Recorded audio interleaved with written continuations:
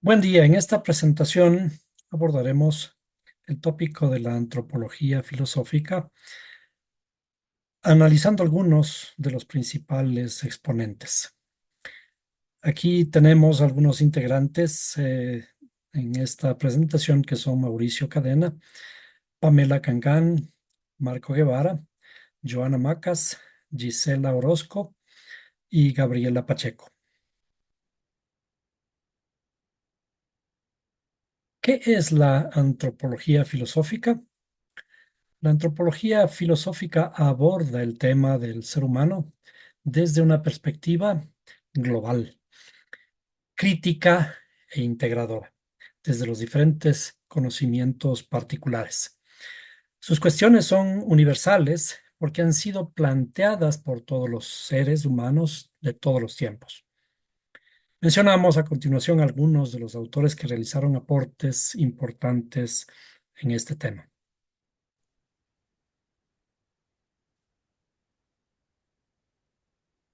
René Descartes. Eh, Tenemos como René Descartes los temas del dualismo mente-cuerpo. Descartes propuso una distinción clara entre la mente y el cuerpo. Esta distinción aborda la naturaleza del ser humano al dividirlo en dos sustancias distintas, una espiritual y una material. Cogito ergo sum. Su famosa declaración, pienso, luego existo, pone el pensamiento y la conciencia como la base de la existencia humana. Esto sugiere que la esencia del ser humano radica en su capacidad de pensar, lo cual es un tema central en la antropología filosófica. Tenemos como siguiente tema la naturaleza del conocimiento humano. Descartes enfatizó la importancia de la razón y el método científico en la adquisición de conocimiento.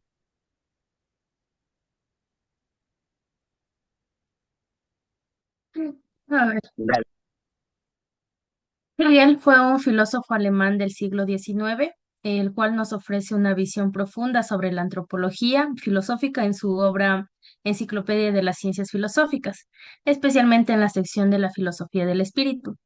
Según Hegel, la búsqueda de la antropología filosófica es el estudio del espíritu humano en su desarrollo y manifestación. Para Hegel, el espíritu y la naturaleza van de la mano debido a que él ve al espíritu humano como algo que se desarrolla a través de su interacción con la naturaleza. Él imagina esto como un viaje donde el espíritu crece y evoluciona históricamente, comenzando desde formas simples hasta alcanzar su autoconciencia y libertad más compleja. Él divide el viaje del espíritu en tres etapas, que es el espíritu subjetivo, en donde en esta etapa se centra el desarrollo inicial del espíritu dentro del individuo. Hegel divide esta etapa en tres subetapas. Antropología, que aquí se estudia el alma y cómo se relaciona con el cuerpo y los sentidos. La fenomenología, que explora cómo la autoconciencia se desarrolla y cómo la conciencia se relaciona con el mundo externo. Y la psicología, donde analiza funciones del espíritu como la percepción, imaginación y pensamiento. El espíritu objetivo, que en esta etapa el espíritu trasciende la individualidad y se manifiesta en las estructuras sociales y colectivas. Aquí Hegel describe cómo el espíritu se concreta en instituciones y prácticas sociales. Se divide en tres subetapas.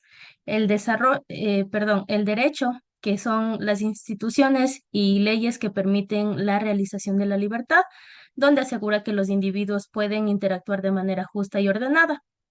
La moralidad, que es una etapa donde se examinan las intenciones y la responsabilidad personal, y la eticidad, en donde la vida ética en la familia, la sociedad y el Estado son vistas como formas de organización que permiten la plena expresión de la libertad y la racionalidad del espíritu. Y por último, el espíritu absoluto, que en esta etapa es culminante donde el espíritu alcanza su máxima realización. Aquí el espíritu se manifiesta en tres formas, en el arte, en la religión y la filosofía. Para, para Hegel, el objetivo final del espíritu es alcanzar la autoconciencia y la libertad. Esto significa llegar a conocerse a sí mismo completamente y reconciliar las contradicciones tanto internas como externas. En conclusión, Hegel nos invita a ver el espíritu humano como un viajero en un camino hacia la autoconciencia y la libertad, evolucionando a través de la historia y sus propias experiencias. Su antropología filosófica nos ayuda a comprender este viaje, mostrando cómo cada etapa y experiencia contribuyen al crecimiento y realización del espíritu.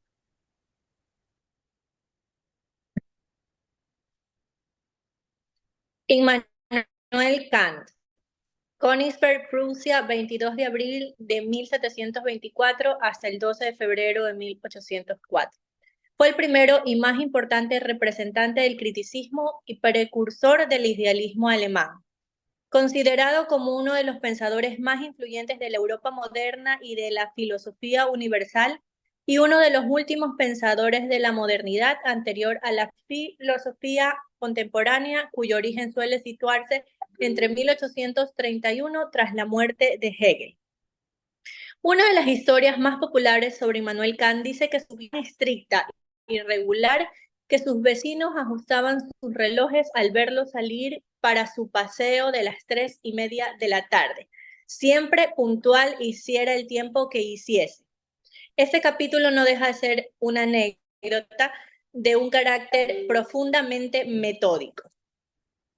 Immanuel Kant buscó por encima de todo enseñar al ser humano a pensar por sí mismo y a rechazar los dogmas de todo tipo que destruyen la razón y someten el libre pensamiento y las ideas fijas. No por ello negaba la importancia del conocimiento previo, al contrario, lo consideraba imprescindible como un punto de partida. En este sentido, logró combinar el racionalismo, para el cual el motor principal en la búsqueda del conocimiento, con el empirismo, que acentúa el papel de la experiencia y la evidencia comprobable, como caminos complementarios y no excluyentes. El pensamiento kantiano es uno de los más influyentes de la Ilustración.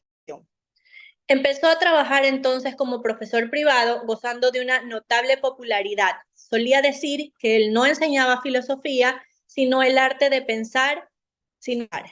Le molestaba que sus estudiantes tomasen apuntes de forma mecánica en vez de intentar entender lo que explicaba y debatir sobre ello. Su pensamiento le trajo algunos problemas, sobre todo con Papa Pío, quien estuvo a punto de excomulgarlo.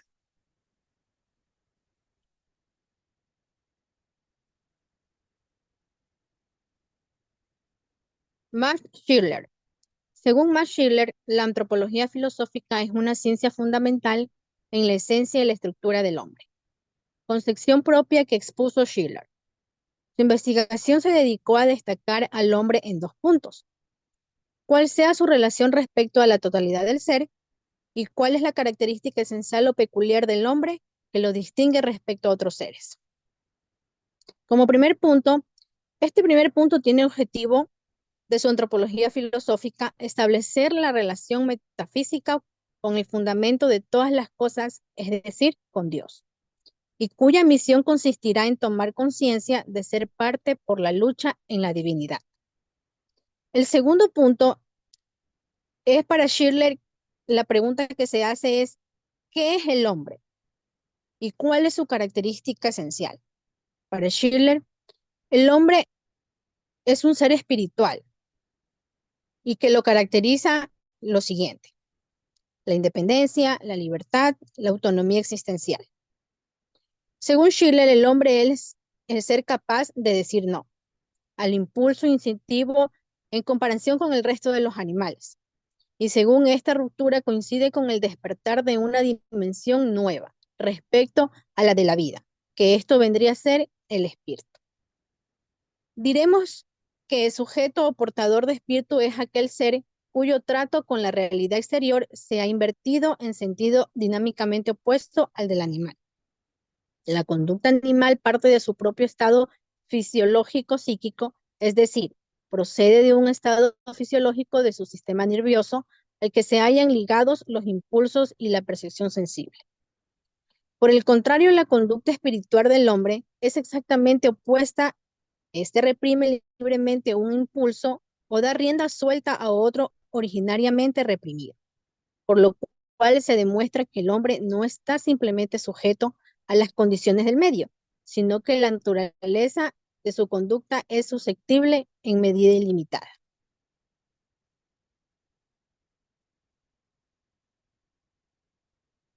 Martin Heidegger nació en Alemania el 26 de septiembre de 1889 y murió el 26 de mayo de 1976.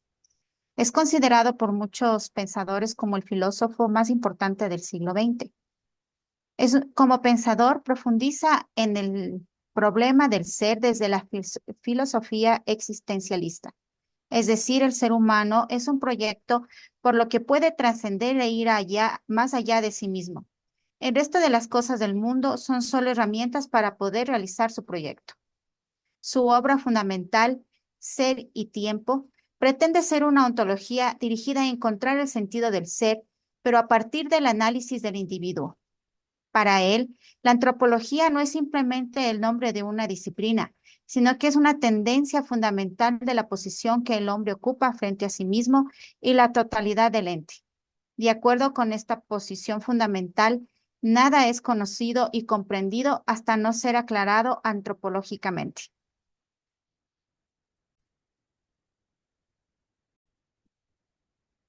Jean-Paul Sartre nació en Francia en 1905 y falleció en 1980.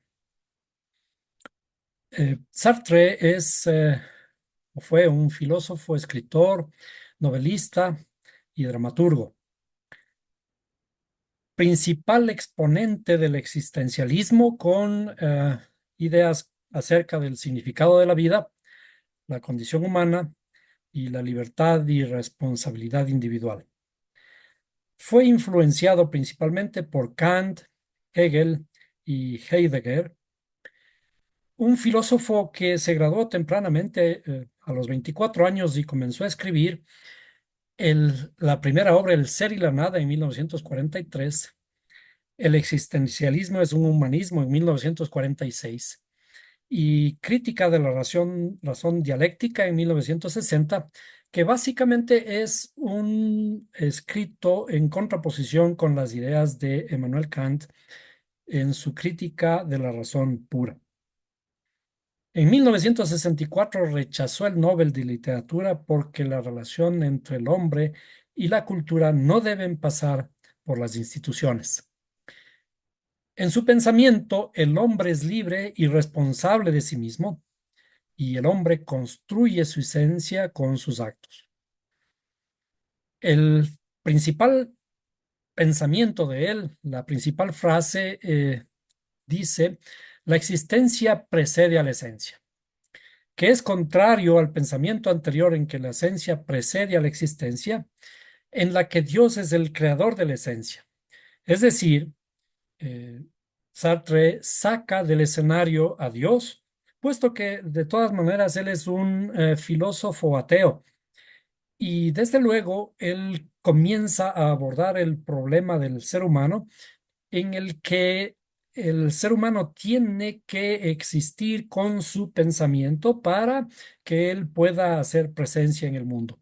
Es decir, quien vive, quien existe, no necesariamente existe sin poner su esencia a través de su pensamiento, a través de su esencia.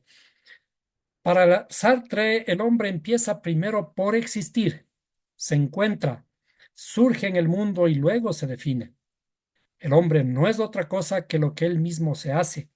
Este es el primer principio del existencialismo. El hombre es ante todo proyecto. No solo es responsable de sí mismo, sino de toda la humanidad. Y esto es una cosa muy relevante de él, puesto que aborda este pensamiento desde esta idea de poner a Dios fuera de todo y le hace al hombre responsable no solo de sí mismo, sino de todo lo que ocurre en el mundo y de toda la humanidad. Desde luego, este pensamiento concuerda con algunos otros pensamientos que aparentemente están ligados al pensamiento bíblico, pero no de la perspectiva en que se aborda particularmente en el cristianismo.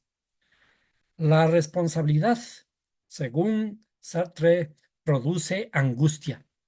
¿Por qué? Porque el hombre responsable siente angustia por su grado de responsabilidad. Es decir, deberíamos sentirnos contentos por el conocimiento, por saber, por abordar los temas de la naturaleza, pero sin embargo esto en realidad nos produce angustia, nos produce tristeza, porque mientras más conocemos, sabemos que somos más responsables en el mundo.